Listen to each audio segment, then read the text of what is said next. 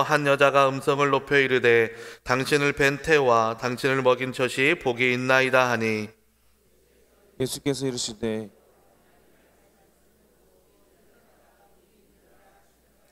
무리가 모였을 때에 예수께서 말씀하시되 이 세대는 악한 세대라. 표적을 구하되 요나의 표적밖에는 보일 표적이 없나니,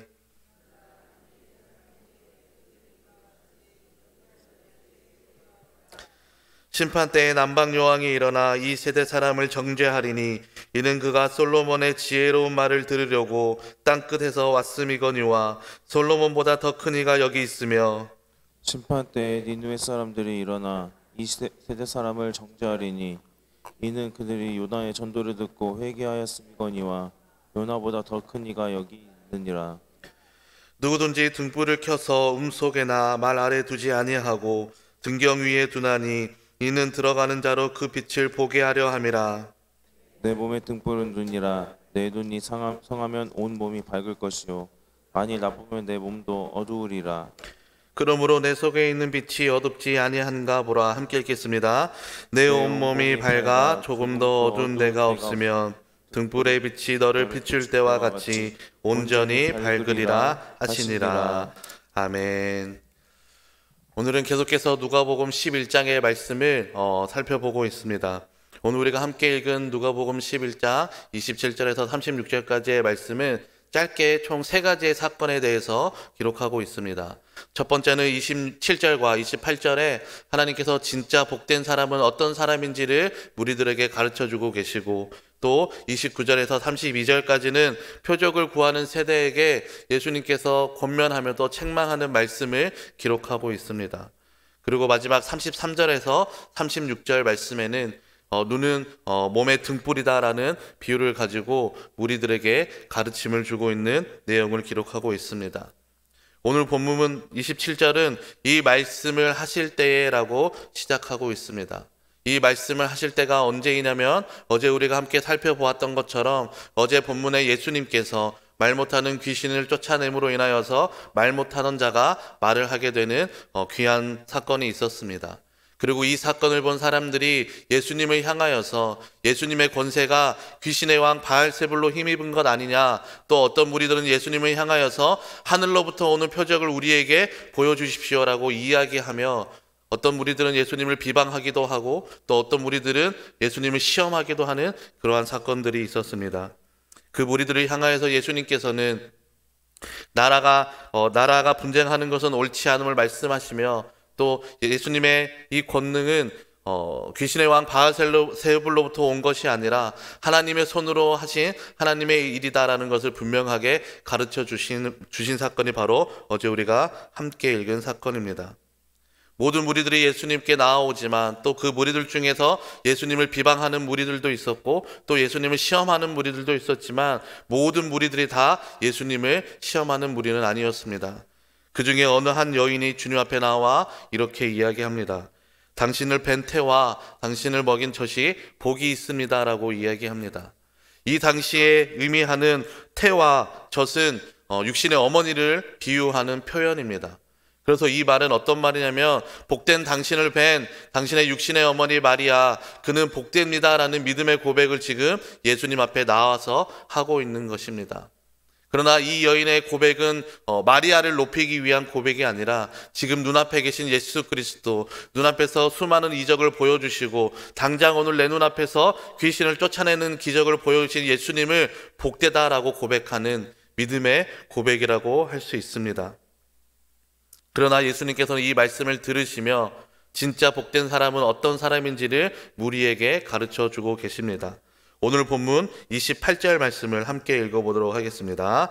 시작. 예수께서 이르시되 오히려 하나님의 말씀을 듣고 지키는 자가 복이 있느니라 하시니라. 아멘. 예수님께서는 이 여인의 믿음의 고백을 들으시고 난 후에 진짜 복된 사람이 어떤 사람이냐라고 말씀하시냐면, 하나님의 말씀을 듣고 지키는 자가 복이 있다라고 이야기합니다.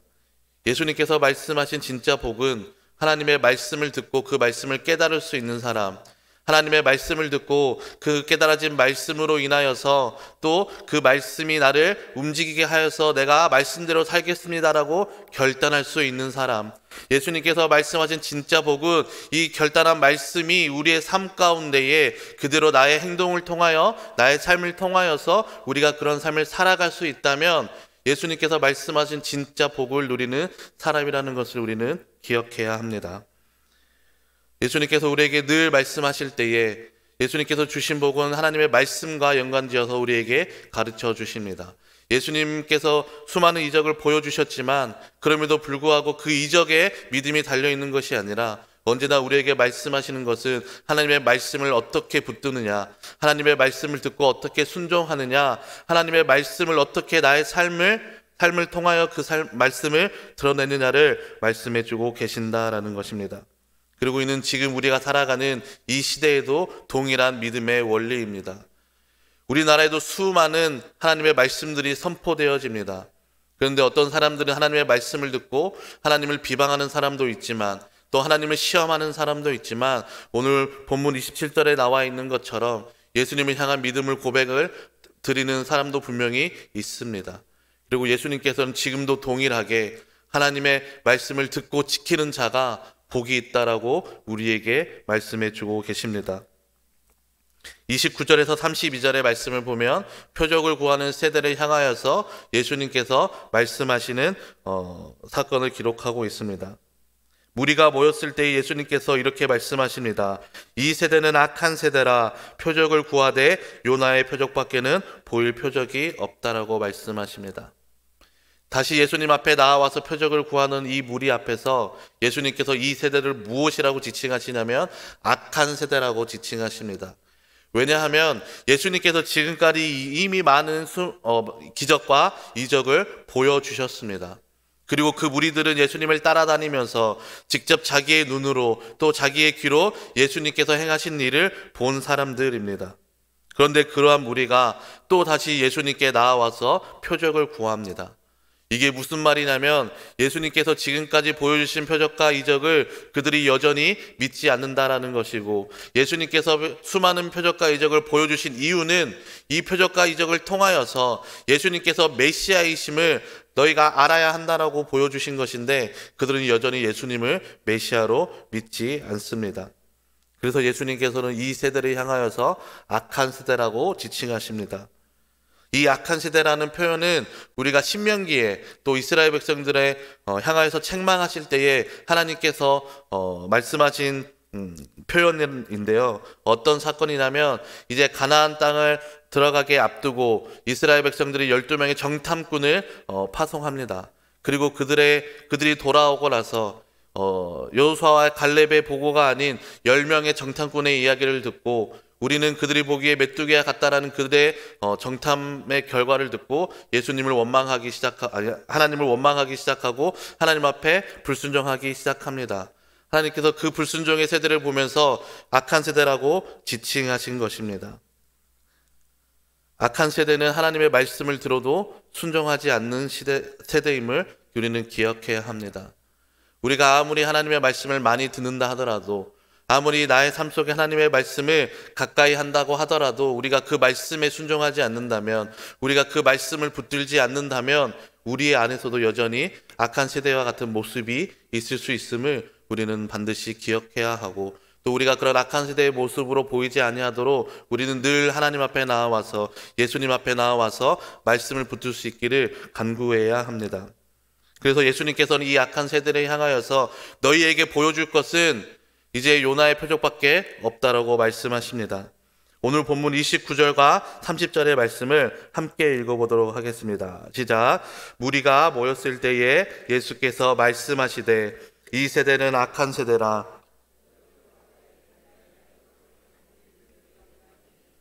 요나가 니느웨 사람들에게 표적이 된과 같이 인자도 이 세대에 그러하리라. 아멘. 요나가 보인 표적을 생각하면 우리는 흔히 요나가 물고기 뱃속에서 3일 동안 있었던 그 사건을 기억합니다.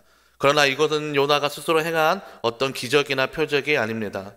지금 예수님께서 말씀하시는 요나의 표적은 무엇을 이야기하냐면 요나가 니느웨 성에 들어가서 외쳤던 그 메시지, 회개하라는 그 메시지가 지금 표적이 된다라고 말씀하시는 것입니다. 요나가 니느웨 성에 가서 사흘 길을 다니며 회개하라는 메시지를 선포했을 때에 그 니느웨 사람들이 어떤 반응을 보였냐면 그 모든 지위 고하를 막론하고 모든 사람들이 금식하며 베옷을 입고 통곡하며 하나님 앞에 회개하는 사건이 일어났습니다. 선포되어지는 것은 요나 선지자의 메시지였는데 그 메시지가 표적이 되어서 온 성이 회개하였고 하나님께서 내리고자 하는 그 심판을 피했던 사건이 바로 이 요나의 표적이라고 할 수 있습니다. 이것을 통해 예수님께서 우리에게 말씀하시는 것이 무엇이냐면 말씀을 듣고 회개하면, 말씀을 듣고 순종하면 반드시 영혼이 살아난다는 것을 지금 가르쳐주고 있는 것입니다. 계속해서 예수님께서는 심판 때의 이야기를 말씀하시며 두 가지의 부류의 사람들에 대해서 이야기합니다.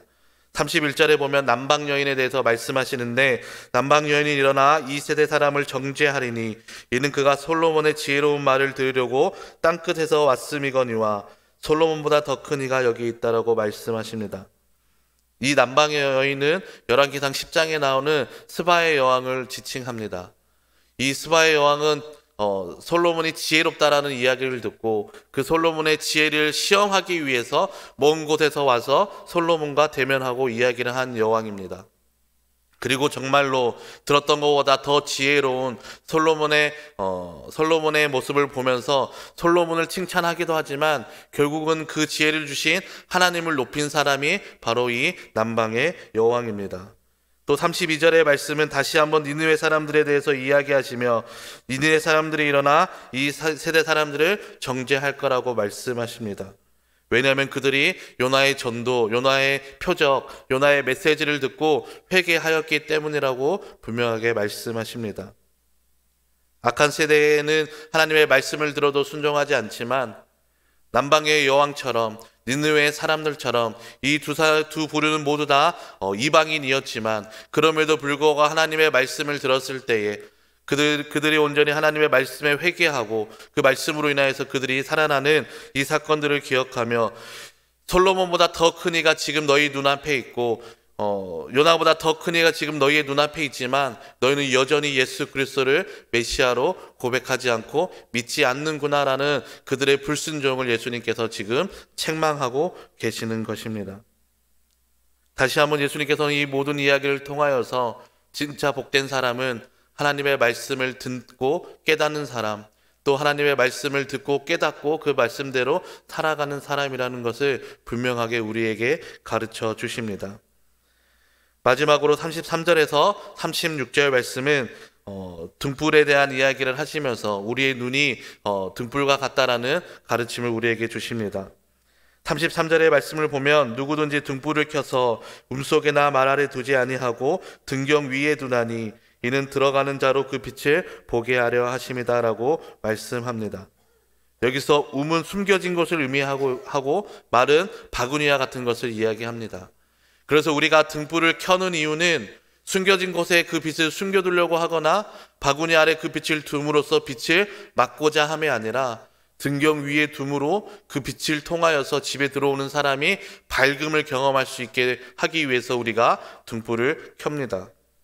그런데 예수님께서는 우리의 눈이 이러한 역할을 한다라고 말씀하십니다. 우리 오늘 본문 34절의 말씀을 함께 읽어보도록 하겠습니다. 시작. 내 몸의 등불은 내 눈이라. 내 눈이 성하면 온 몸이 밝을 것이요 만일 나쁘면 내 몸도 어두우리라. 아멘. 우리의 몸의 모든 기관 중에서 등불의 역할을 하는 것이 무엇이라고 말씀하시냐면 눈이라고 말씀하십니다. 아마 여기 계신 모든 성도님들도 자주 쓰시는 앱 중에 유튜브라는 앱이 있으실 줄 믿습니다. 그런데 이 유튜브라는 앱에서 내가 어떤 관심 있는 것을 몇 번 찾아서 보게 되면 그 다음부터는 그것과 관련된 영상들이 쭉 뜨는 것을 우리가 경험하지 않습니까? 그런데 우리가 이것을 보면 눈에 무엇을 보는지가 참 중요한 것을 우리가 볼 수 있습니다. 그런데 예수님께서는 우리의 눈이 이 등불과 같은 역할을 한다라고 말씀하십니다. 우리가 무엇을 보는지, 우리가 무엇을 바라보는지가 등불이 불을 켜는 것처럼 우리의 모든 생각과 또 우리의 모든 생각에 마음에 영향을 주고 있다라는 것을 분명하게 가르쳐 주십니다. 그래서 내가 무엇을 보는지는 곧 무엇을 나타내냐면 내가 어떤 것에 관심이 있는지, 나의 마음이 어느 곳에 가 있는지를 의미하고 있습니다. 내가 어느 것을 바라보고 나의 시선을 두는지는 나의 모든 관심사, 내가 원하는 것이 무엇인지를 드러내고 있다라는 것입니다. 그래서 무엇을 보는지가 참 중요하고 무엇을 바라보는지, 무엇을 바라보려고 노력하는지가 참 중요합니다. 왜냐하면 우리가 보는 것이 무엇을 비추냐면 우리의 몸을 비추고 우리의 모든 생각과 마음을 비추기 때문에 그렇습니다. 그래서 35절의 말씀에 보면 그러므로 내 속에 있는 빛이 어둡지 아니한가 보라라고 예수님께서 말씀하십니다. 이거를 지금 이 시대를 살아가는 우리에게 적용해 보면 이렇습니다. 너가 바라보고 있는 것이, 너가 너의 눈을 통해서 보고 있는 것이 정말로 빛 대신 예수 그리스도를 보고 있느냐, 아니면 여전히 세상 가운데서 세상이 원하는 그런 물질과 또 건강과 관계에 너의 모든 눈의 시선을 두고 있느냐를 점검해 보라는 것입니다. 우리가 세상에 있는 것들을 바라보고 그 세상에 있는 것들에 우리의 시선을 두면 우리의 마음과 생각은 눈의 영향을 받아서 눈이 등불이 되어 비추는 것처럼 우리가 세상만 바라보고 살아간다면 우리의 마음과 생각은 온전히 세상 가운데로 향해 있을 수밖에 없으니 너가 지금 무엇을 보고 살아가는지, 무엇에 너의 시선을 두고 살아가는지, 너의 관심사가 어디에 있는지를 너가 보는 것을 통하여서 점검해 보라고 우리에게 말씀해 주십니다. 반면에 이것은 우리에게 주시는 권면과 같은 말씀인데요.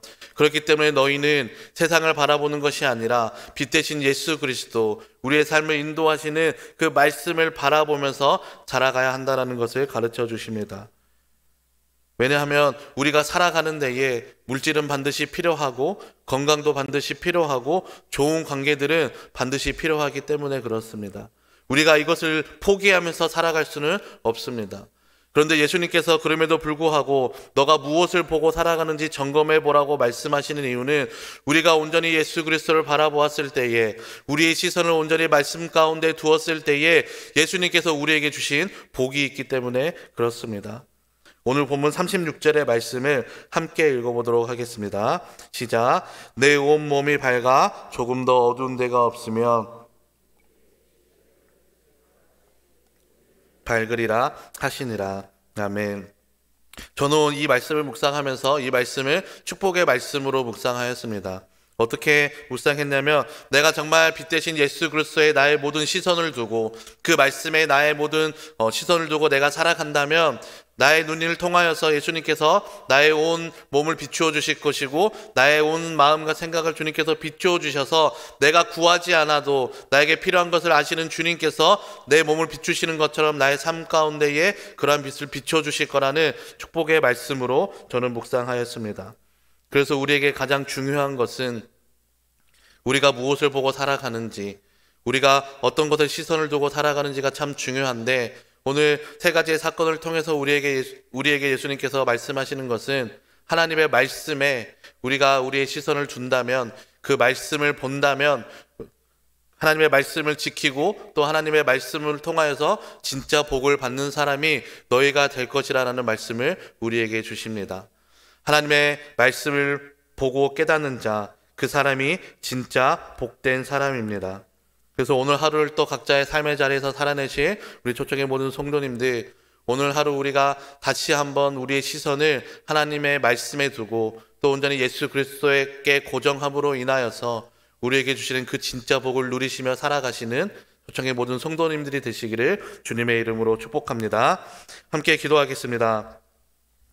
사랑과 은혜 하나님 감사합니다. 오늘 또 이 새벽 주님 앞에 나와 말씀으로 기도로 주님 앞에 서게 하심을 감사드립니다. 주님, 우리에게 말씀하신 것처럼 하나님의 말씀을 듣고 지킬 때에 주님께서 주시는 복이 있음을 믿고 살아가기를 결단하오니 오늘 하루 우리와 동행하여 주시고 오늘 하루 우리에게 주시는 그 복을 누리는 귀한 은혜를 허락하여 주시옵소서. 하나님, 우리에게 허락하신 삶의 자리에서 우리의 시선이 온전히 하나님을 바라보게 하시고 예수 그리스도를 바라보게 하시고 우리에게 주신 말씀의 고정함으로 인해서 우리에게 주신 그 풍성한 은혜들을 누리며 고백하며 경험하며 간증하는 복된 하루의 삶이 될 수 있도록 주여 인도하여 주시옵소서. 감사합니다. 이 모든 것 우리를 구원하신 예수님의 이름으로 기도드립니다. 아멘. 말씀을 기억하시면서 함께 기도하시고 또 함께 기도해 주실 것은 상반기 양육 강의와 새소식반 또 각 교구 사랑방 모임 전도의 모임을 통하여서 우리 초청교회가 내실을 다지는 귀한 시간이 될 수 있도록 기도해 주시고 또 오늘 저녁에 있을 금요철야를 위해서 금요철야에 나오는 모든 성도님들이 기도로 밤을 뚫어내며 기도의 응답을 받는 귀한 은혜의 밤이 될 수 있게 해달라고 이 시간 말씀을 기억하면서 주님의 이름 한번 간절히 함께 부르고 합심으로 기도하겠습니다. 주여